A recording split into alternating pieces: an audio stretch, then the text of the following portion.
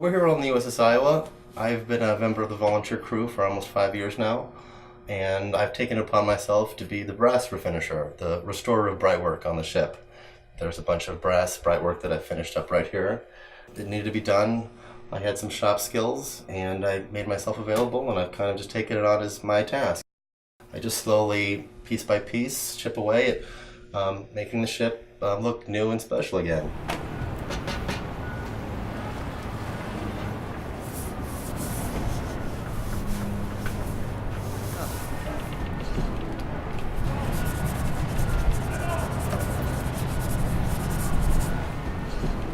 Ships are designed, they don't design them the way they want them to, they design them the way that it works in water. And that form, that it's almost a natural form then, the form of these ships, the bow, the hull of the ship.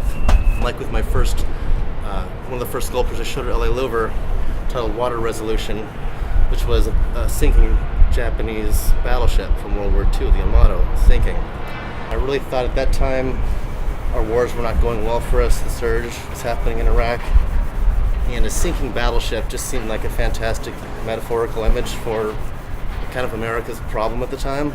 And in that piece, the ship is sinking, but the bow is pulled out of the water. And I like to think about that bow, especially on ships today. It's a result of thousands of years of men engaging with nature, engaging with the ocean, and learning how things move through water. As a sculptor, being on a ship like this, it's just you're in a playground because there's so many strange new forms everywhere.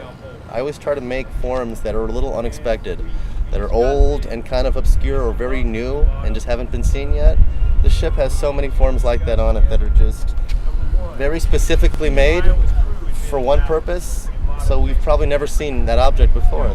And the scale of everything on the ship is just bigger than anything else around. You see these chains right here? These massive chains. I mean, this is a sculpture waiting to happen. A lot of the sculptures that I have been working on were directly influenced or taken from Navy vessels. Navy hoses, Navy pipes, Navy gear. And a lot of the things I'd worked on were I'd seen pictures of, they seemed interesting, or I would tour a ship for an afternoon somewhere else and just see the thing in passing without really connecting with it, really understanding, sometimes not having any idea what the thing did. I feel almost like I've entered my sculpture.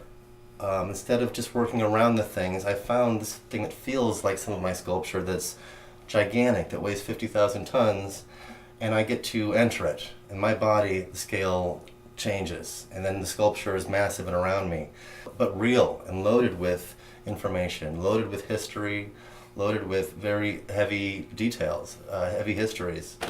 And it's brought to my work just a complete, the next level of understanding of what I do, of taking these conceptual ideas of our war, of power, of life and death, of militarism, to a place of reality, where I get to I don't just open books and look at those things now. I don't read about them online. I come to a real place and work on that real thing.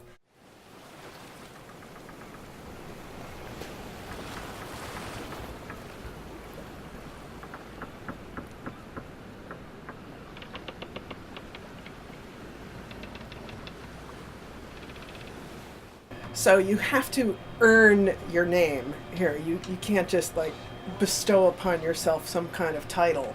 So this is Binnacle Ben, the badass of brass. I gave him that. I think it suits you very well. Thanks, Sue. Appreciate it. Yeah, right. Awesome.